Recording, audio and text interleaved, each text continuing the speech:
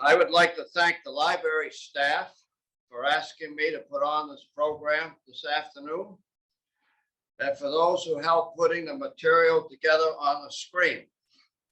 This was their idea, not mine. Now, to those who are here and can remember World War II, when they were young, remember, I am talking about the village of Osterville, not your village or hometown.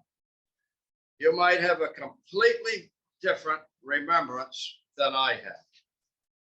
The program will be done in about 25 segments, as I remember the village of Osterville during World War II.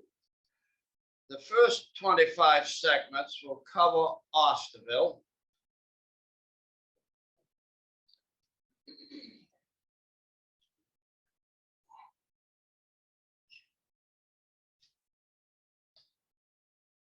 The first 25 segments, as I remember the village of Osterville during World War II, some short, some longer than others.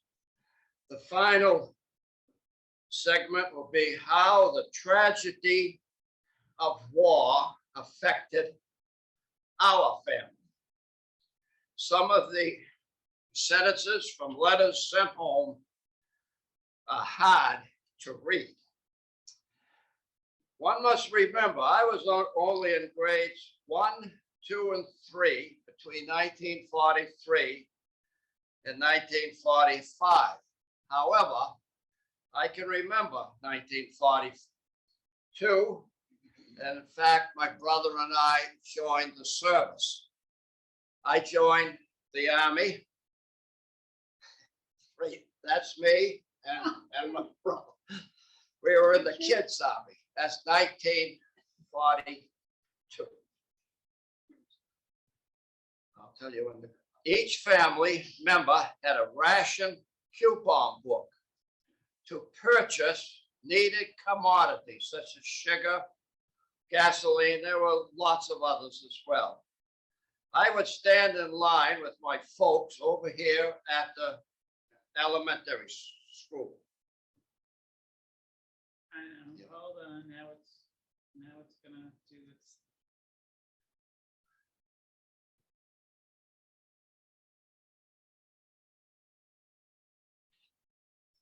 There we go. Okay. That's what a coupon book looked like. Now, my coupon book is down in Pennsylvania. My brother's youngest boy wanted it. That coupon book belonged to my mother's niece. She's at a nursing home down in Yarmouth. And each family member, whether you were 6 days old or 106, you got a coupon book. And you presented those to a gasoline station or to the food store. And that's what the coupon book, what the stamps looked like inside of here. All fat or grease from cooking would be scraped into a jar or tin can. Once the jar was full, it was taken to school. Then the school children would march from the school over here, to the First National store, which is now 5 Bays Bistro, and place the jars of fat onto the butcher's counter. The parade was called the Fat Parade. Now, can you imagine me? I was in, first, second, third grade coming up West Bay Road with all these jars in my hand. All scrap metal was collected periodically. The scrap pile was located on Wiano Avenue at the present location of Rockland Bank. This bank over there, not this one. All tin cans had to be crushed and placed in that location with other metals such as iron, copper, brass, and lead. The top of car headlights had to be painted black. No high beams were allowed. Also at night, you had to pull your shades down I wouldn't work in my house today because I don't have shades. I do have drapes, but no shades. That's the right picture. All old newspapers and cardboard was collected to be recycled somewhere. Now, as far as I know, this picture was taken over at the Bay School over here. As far as I know, there's only 3 people still living in this picture. I have a brother, he's still alive. Cecil Coleman Jr., they call him Buzzy, he's still alive. And my cousin, Dottie Whiteley.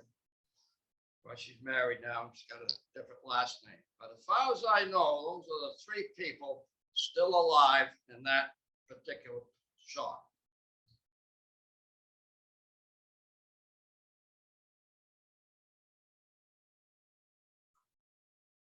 Milkweed pods were collected in the fall once they were ripe. The silk from the pods was placed in life jackets or other floatable things, or you got torpedoed out in the ocean, they'd throw you a life preserver, so I was told. That was the reason for the milkweed pods. This picture was taken in 1944. As far as I know, there's only 6 people living. That's myself, Carlton Crocker, my brother, Mary Lewis, Martha, who's sitting right in front of me, Martha, it's Mary, and Jeannie Stringer. Now, when the school had its, I think the 80th anniversary, we tried to find all if there was anyone there that was in that particular photograph. Now, these 2 ladies have passed away. In fact, this one just died just about a year ago. Both very lovely ladies. And myself and Carlton, the only 2, and my brother, the only 2 fellows. Again, Mary Lewis, Jeannie Stringer, and Martha that are still alive. 24 hours a day, blimps or dirigibles would fly up and down the coast looking for access submarines. Airplanes with Allied insignias on their wings could be seen during the daylight hours flying overhead. So if you were one of our friends during World War II, was Britain or France, you could see their planes from time to time with their insignias on their wings. There were air raid drills at school. When an alarm sounded, we would hide under our desk, basically in the wintertime. And then in the summertime, we would march outdoors. I always wondered, well, if they drop a bomb on the school, they're going to get us that way, or they could shoot us, but that's what we had to do. So we had air raid drills. Oh, I'm sorry. Okay. We would purchase war bond stamps. That's not the right one. Get back up. No, go. No, the other way. No, shoot. And you had it. The other one. No. No, back up. Wait, what happened to it? It's after that. Oh, there it is. Boy, my gosh, if you had it, I'm sorry. That's okay. It's okay. We would purchase war bond stamps and place them in a book that was designed for them. There they are. The stamps had a picture on them of the Minuteman. The purchase of the war bond was to help fund the war effort. The war bond could be redeemed in so many years for 25, 50, or 100, depending on how much you paid for the stamp. And I can assure you that the Chesbros didn't buy any of the $5 stamps. This shows you, this was a letter one of my uncles sent me, and inside of that at Christmas time was a war bond.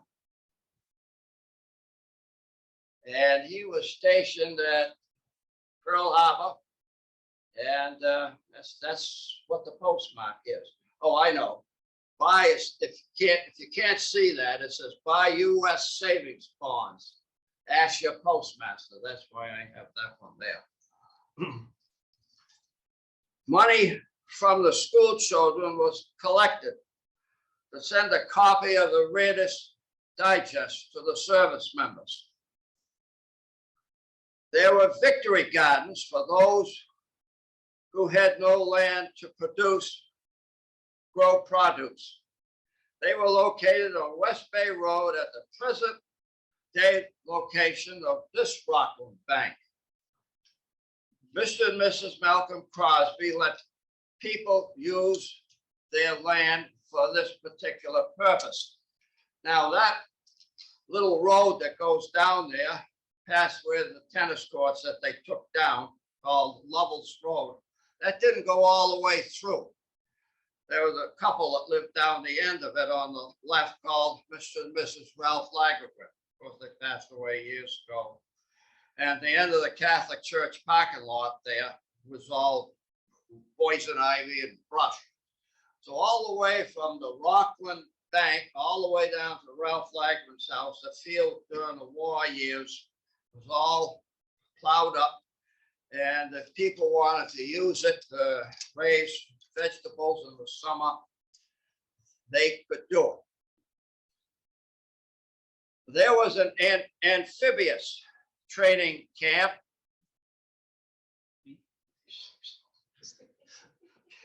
There was an amphibious training camp off Eel River Road near Winfield Lane. I can't remember the camp, but you can remember the soldiers trading past the school on West Bay Road. Off hours, the soldiers could be seen milling around Osterville Center. Some would attend church services as well. The name of the training camp was called Camp Have Done It. Now that's the training camp. Right behind that would be the 8th fairway, second fairway that we had. Over behind that would be Parker Road. And there the soldier boys are going for, and those boys were getting ready for the invasion of Normandy, or France, or what you want to call it. At night, my brother and I would watch tracer bullets. Now, I don't know if I know exactly what tracer bullets are. Maybe somebody who's watching this on Zoom could tell you what they are.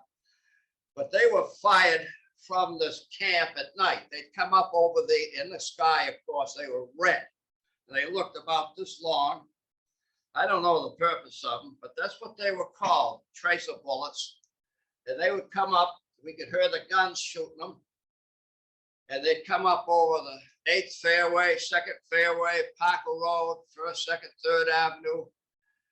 And again, I don't know what the purpose. I'd say they'd ended about 10 o'clock every night. This was part of their training exercises.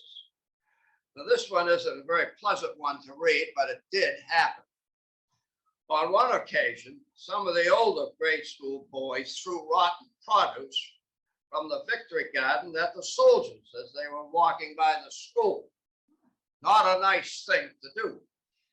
Once the principal heard about it, the boys involved were severely reprimanded. I remember this incident very well.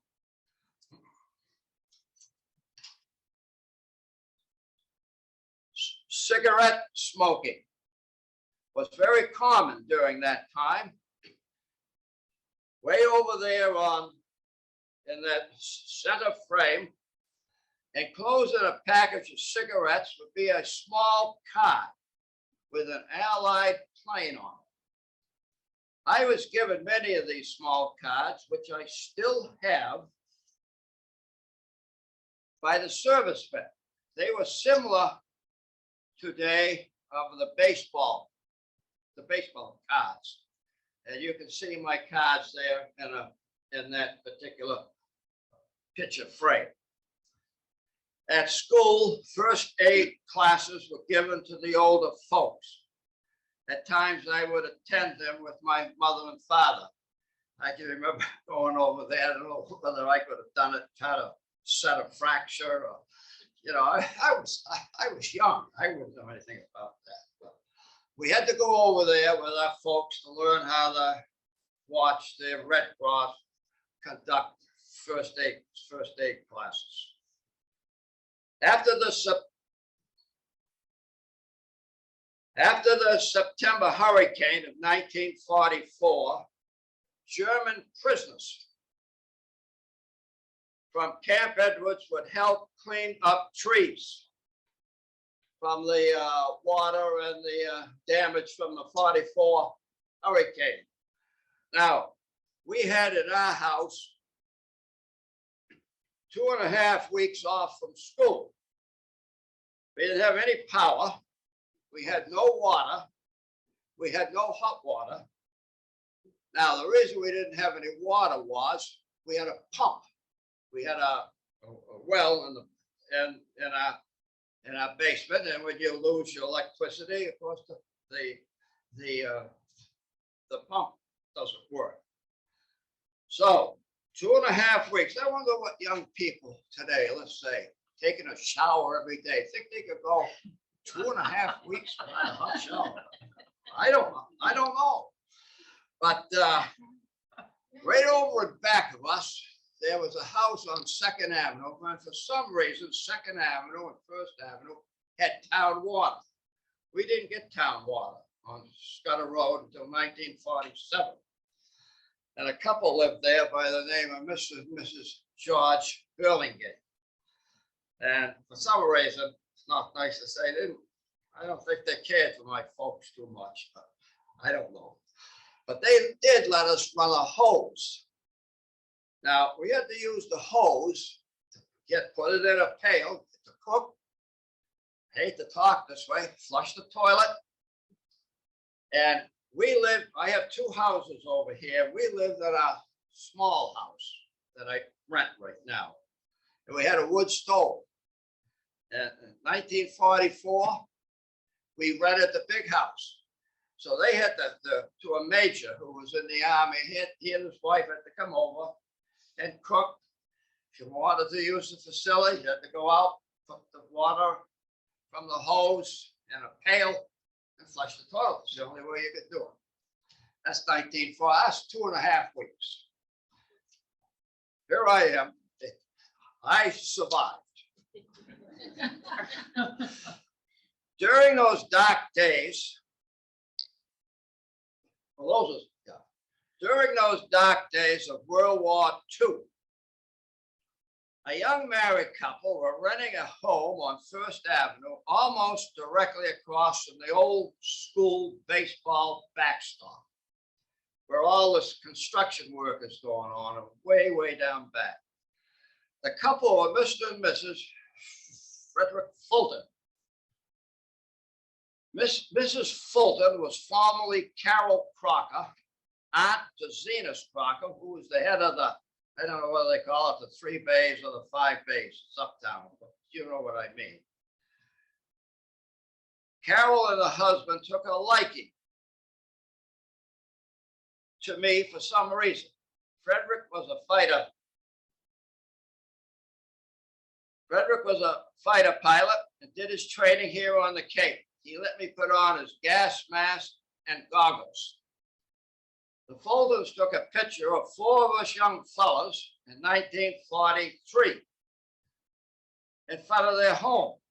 Frederick was shot down by enemy fire over Holland after a raid over Germany. He was another casualty of World War II.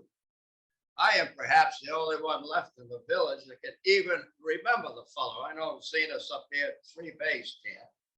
Now, in front here, I'll go back. When you can see Carol Fulton. she sent me this postcard from Florida, and I still got it. I don't know, it says 1943, I think. It's a picture of a crocodile. Yeah, that's what the back of it's a mess. But it was sent to me, signed by her, by this guy's wife. Now, these fellows in front here, this fellow on the left is Richard Walton. I wouldn't mean too much, but his maternal grandfather was George Burlingame. And he ties into Jimmy Burlingame, the Hawkins family up in Tower Hill. Mrs. Hawkins was a Burlingame. And Stretch Hinckley's, George Burlingame's wife was Beatrice Hinckley. She married, of course, Burlingame. So Stretch Hinckley, Bobby Hinckley, Herbert were all relation to that fellow. I don't know where he is. I have no idea. The next little fella here, he's smoking a candy cigarette. That little fella is Fuller, Jimmy Fuller. The other older sister, Judy Fuller, and they lived directly behind our property. And his great-grandfather was Ed Fuller. They called him Deanie Fuller. And he'd be a relation to Virginia Fuller. And he passed away a number of years ago, and he lived in Fort Walton Beach, Florida. And again, he had an older sister. Her name was Judy. The little fellow in front here, that's Paul King Giamani. The Giamanis lived over in back of me on First Avenue. And he's the youngest one in the crowd there. And that fella right there, that's me. And if you look closely, I got an Indian outfit on. And here it is, right here, on this table. There's the bonnet and all the pants. I still have it, and underneath there's the box. Also, during the war years, we had pigs and chickens. We had the land for them. This helped with the food at home. One day in 1945, I was in our sunroom, and I had the radio on. News came on about the passing of President Roosevelt.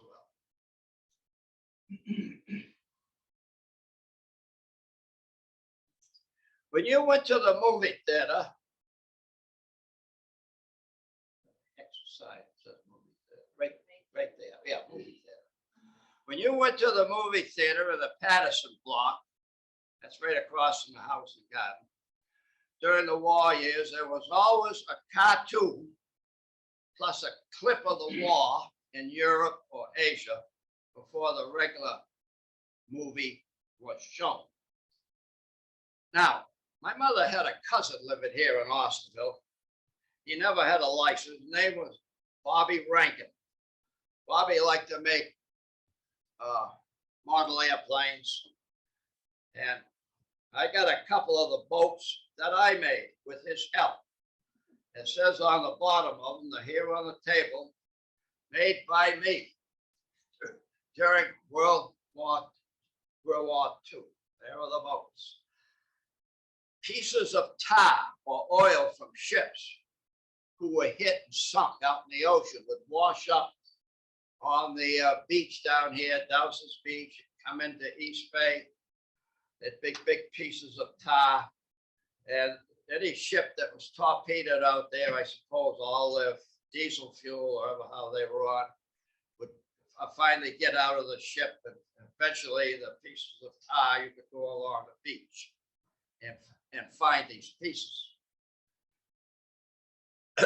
Before and after the war years, a family who summered in this area arose to fame. This family was the Kennedy family, and of course they summered in Hyannis Port. Now, what's that got to do with Osterville and World War II? My folks years ago were very friendly with Mr. and Mrs. Morris Allen. They owned the old farmhouse, which is now the office of Albert Schultz. So if you go out of town, that old farmhouse. The Allen's youngest daughter, Audrey, was a flower girl for my folks' wedding in 1928. Mr. Kennedy apparently liked horses and for years rented the old barn, which used to be a couple of years ago a place to go for exercise and stuff, like a lot of exercising equipment. Mr. Kennedy rented the barn on the Allen property for his horses. During the years of rations, coupons, Mr. Kennedy leaned more on the Allen property. The building which housed the old wool shop, now the office of Cape Cod Academy, was all pasture land.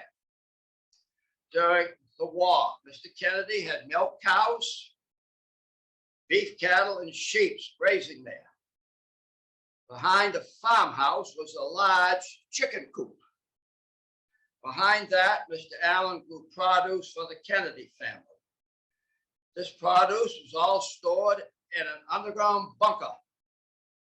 Now, the bunker was located between a dentist office and the greenhouse has just been repaired, and I think it looks great. So if you go past Amy's, go down the dip in the road, there's another physical fitness place there. Then there comes a road up to where there's a dentist office. And between that and that greenhouse, there was a big mound like this, and it had a couple of bulkhead doors on it. Now you say to me, well, how do you know all this stuff? Well, when the war was over, my mother, of course, many of you know, was in the florist business. So we used to store gladiola bulbs and other bulbs of beets and carrots in there. And they had a lot of freezing units. And of course, by the time we got to use it, they were all covered with rust. And I think that mound within the last 10 years has been bulldozed out of there. I don't know what they did with the freezing units, but that mound isn't there anymore. Now, this is a little bit of an interesting story. Behind the barn is where the pigs were kept. Mr. Allen, while growing produce for the Kennedys during the war years, always had problems with woodchucks. One time, when I was at the Allen home looking at the animals, Chester Wyman appeared at the Allen house with his gun. This sounds rather gruesome, but the woodchuck was shot and the pigs fared well. Now, if you went beyond the Allen property and don't turn right on West Bastable Road, the Davis family, E.K. Davis family, had the very same thing. On South County Road, which is now nice houses, was all vegetable gardens, and they had their cows, which were across the street in the barn. All right. My father's two youngest brothers, my Uncle Albert, I'm named after him, by the way. His middle name, my folks say. Uncle Albert and my Uncle Wallace both served in the Navy. Uncle Albert was stationed in Oahu when the attack on December 7th, 1941 occurred. I can recall my parents waiting to hear from him. It wasn't until 1942 that we heard from him and that he was safe. He did witness the attack, and the end result, which I have, don't worry, I'm not going to read them. I got loads and loads of letters. It just goes on and on and on. They're all right in there. And I got more home. Okay. Next picture. Oh, by the way, my uncle used to send me a war bond. That's a thank you note. My mother was very strict. We had to send thank you note. It says, "Dear Uncle Al, how are you? I thank you for the book and the toy and the war bond." That was 1943, 1944. Okay. And I still got the thank you note. That's one of the ships my Uncle Albert was on, he was a radio operator, and he did survive the attack, and he survived the next picture. Those are the destroyers he was on, the U.S. Davis, the Hamilton, and the other one there, USS Maryland. Okay. Now, these are some of the letters that we got. This is 19, shows the December 7th, 1941. My uncle sent me this, U.S. Navy, enclosed there was a war bond. This is what the envelopes used to, this is set before Hawaii became a state. This was sent to this Mrs. Chesbro. This is my father's mother. This is what the this is what the cards look like, or the envelopes. And this is an airplane, World War II airplane. Okay, that's a there's another there's this palm trees from Hawaii. This is another emblem that was on the envelopes. And this one here, I think it says, idle gossip sinks ships. And of course, they didn't, that's true. And of course, they didn't have to pay anything for the postage. I got boxes of envelopes home. And this was one of the other ships he was on in World War II. These were some of the awards that he made during World War II. He died when he was about, he didn't get married till after the war, and then he lived down in Howard. And I think he passed away in 1990. Okay, that could stay on the screen just for a minute.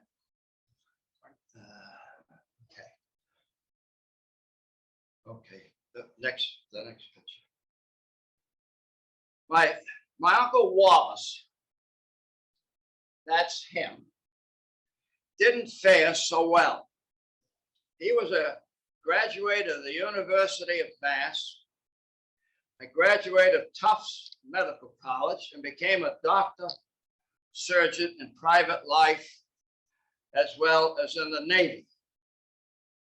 He was wounded twice on the invasion of Guadalcanal,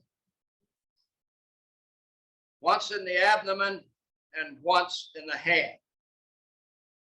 After he recuperated from his wounds in San Diego, he came to see us. This was the last time I saw him. Now, in between that time of recuperating and when he was killed, he married one of these ladies that he had met prior to that. And they had one daughter born in August of 1944, and she's my only cousin on my father's side. She lives right now in Escondido, California. I try to see her, I talk to her quite often. And she's even got great-grandchildren. My brothers, I told my brother she's way ahead of you. And my brother's about 10 years old. So now I'm going to back up here just a little bit. And all these letters here, I just took some excerpts. July 12th, 1942. Censorship has not been relaxed at all. I have arrived here safely, but where it is a secret. July 30th, 1942. If anything happens to me, contact family. And here's where these two ladies come in. I put a little footnote here. I guess he had met some nice ladies. He also gives their names. One was to be his future wife. I didn't get to meet Aunt B until 1959, 14 years after he had passed away or being killed.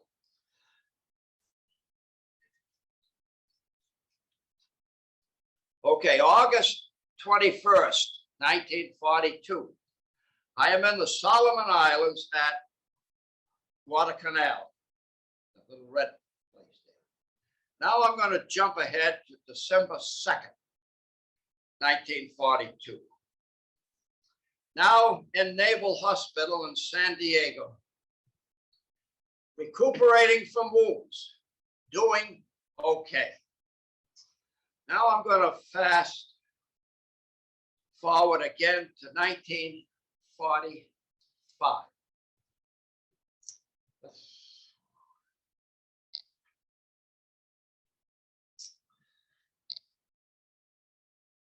In April of 45, he lost his life at Okinawa, along with 5 other doctors and many nurses. The hospital ship he was on was hit by a kamikaze.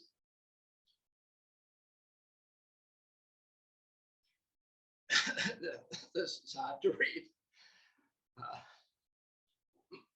When this happened, my brother and I were in grade school.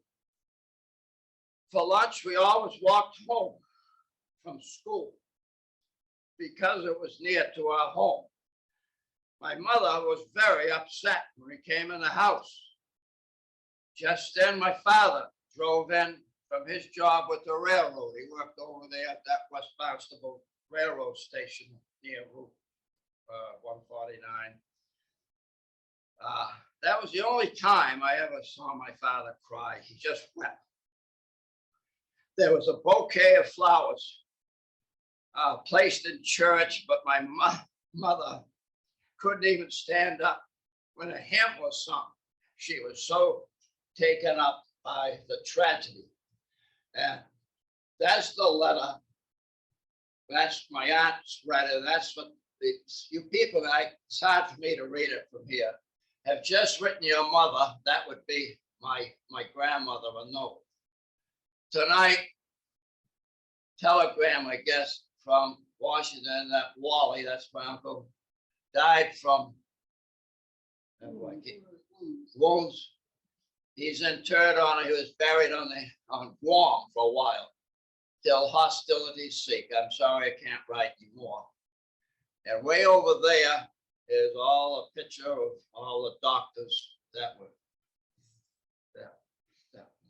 killed. Okay, I'm going to back up just a little bit here.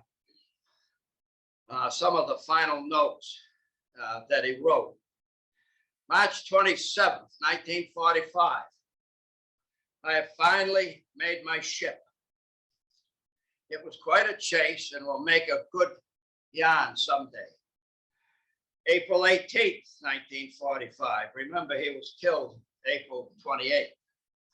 And a letter from his wife, Aunt B, to my grandmother, haven't heard a word in 2 weeks, indicate he has moved into a more active area. April 24th, 1945, and a letter to my folks. Have been on the Comfort for 6 weeks. That was the last time we heard from him.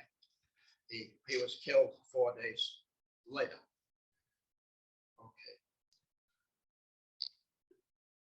Okay, that's the envelope. I ripped the stamp out of it because I collected stamps. My father had a fit. Now, Kathy writes here, when the Chesbros came to Osterville in 1927, my uncle was 10 years younger than my dad. And they were very friendly. My uncle was with the Wright brothers, not the airplane people, but the Wright brothers here in Osterville. They're very friendly with Danny Wright. And I said, Kathy, I still got the letter. Sympathy note that he wrote my grandmother, who was at that time living in Arizona. Did you think I had that? I'm not surprised. Okay. Okay, now.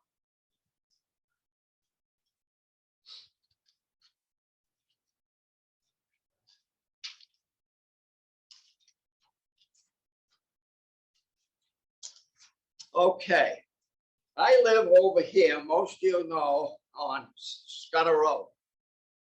I have very nice neighbors. Some of them are here. I wish I could mention all of their names, but I think they feel sorry for me. I live alone, getting along in years, but they're awful nice to me, and I appreciate it. But I gotta mention one particular fella. He's here today, and that's Dan Oday. Dan and his lovely wife and children live right across the street from the house. Now, you know, in conversation over the years, one day, a couple of years ago, we were out talking, and come to find out that his father was a doctor, Dr. Oday. He went to Tufts Medical. He was on a hospital ship plus other ships. And so I told Dan all of that. A couple of days or a week or two went by. He came over to the house one day and he said, Paul, he says, I've got something for you. So I don't have a computer or any of this online stuff. I'm an old-fashioned guy. Here's the book that he got that tells all about the history of that ship. And I appreciate all he's done.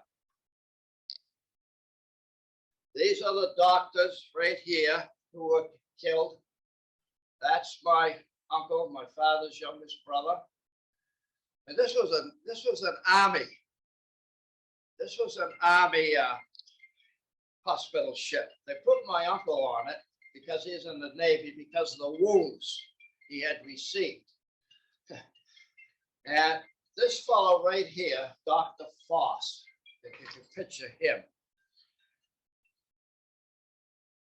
Okay, next. Sorry. That's the same. Okay, there it is. That's the ship that was hit by kamikaze on April 28th, 1945. Now, inside of this book here, I'm not gonna. You think I'm gonna read it? No. So don't hold your breath because I'm not. There's a couple of things in a couple of sentences. The operating surgeons, nurses, and some enlisted surgical technicians were killed at their post in the operating rooms, which were completely destroyed. Then a corpsman, I suppose that's some rank in the service, I just don't know what it is. A corpsman called to me. This is one of the nurses who survived. He begged for me not to leave him. He had lost his legs.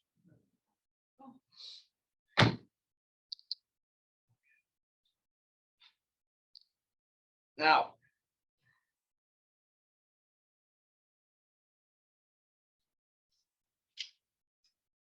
I don't know, 3 or 4 months went by. Dan come over, Mr. Oday come over the house. Paul, I got some more information for you. Says, you have? Well, he says, I've gone online. You know, he knows how to do this.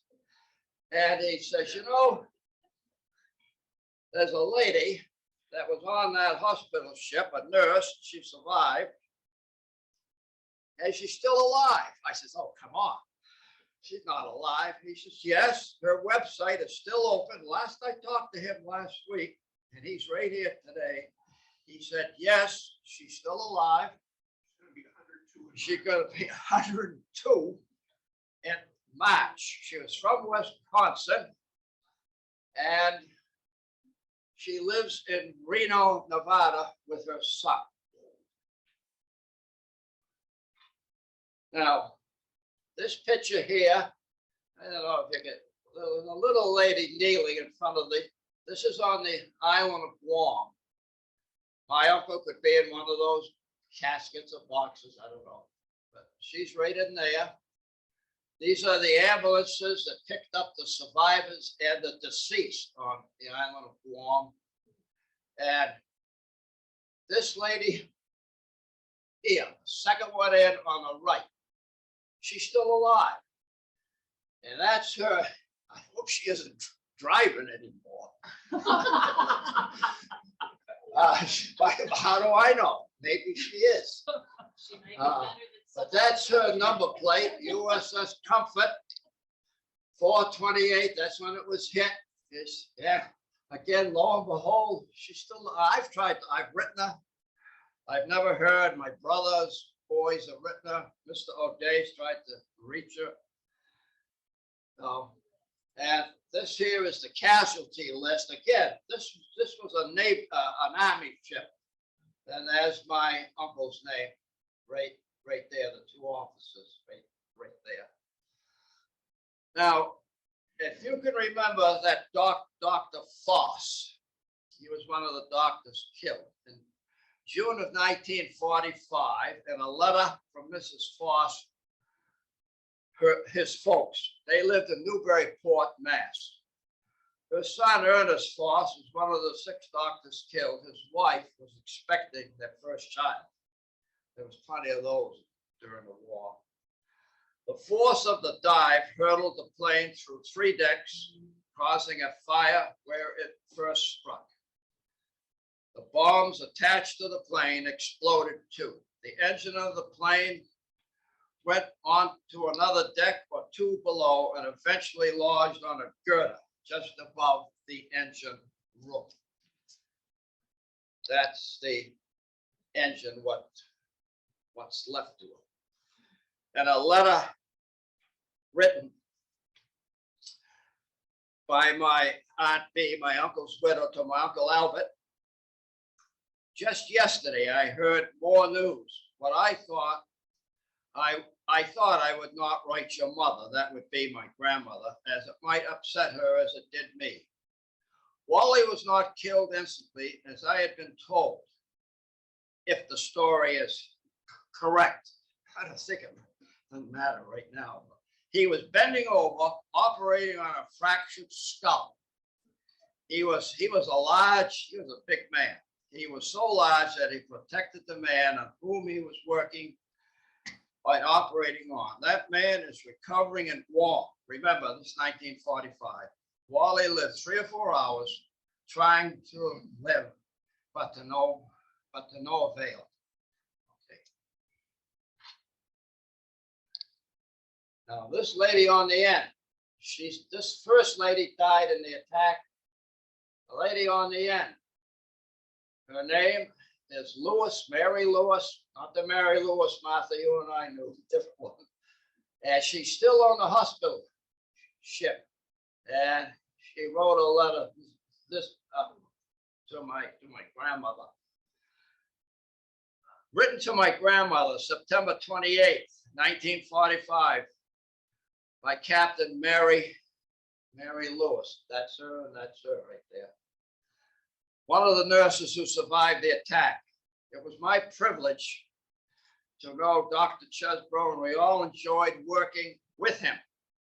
He was always so cheerful and so kind to us all. Sunday afternoon, we attended Bible class together. Captain McPherson was our teacher. He was also one of the doctors killed. The last Sunday they were with us, we discussed how a Christian should live. That would be very interesting. Okay, I'd like to hear it now. Okay, now you all recognize this is me. And that's a little circle up there. Now, in 1949, I'm almost done. The town of Osterville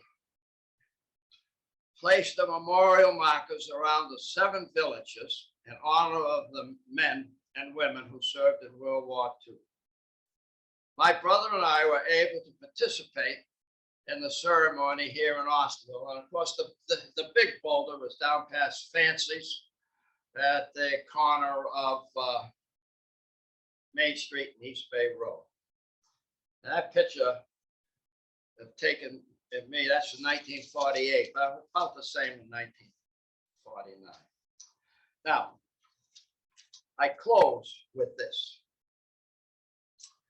Today, in the center of Osterville, there is a memorial marker for Uncle Wallace Chesbro. Throughout this great nation of ours, there are countless memorials for men and women such as this, who have sacrificed their lives so that we can live here in freedom. Even overseas, there are cemeteries where the remains of loved ones are interred. Since the end of World War II, there have been endless wars that men and women from this country have been involved in. Many lives have been lost. Wars and rumors of wars seem to continue. I don't know all of you here, but I am looking forward to a new heaven and a new earth where righteousness will dwell. When that day will come, I leave it in God's hands. Thank you very much.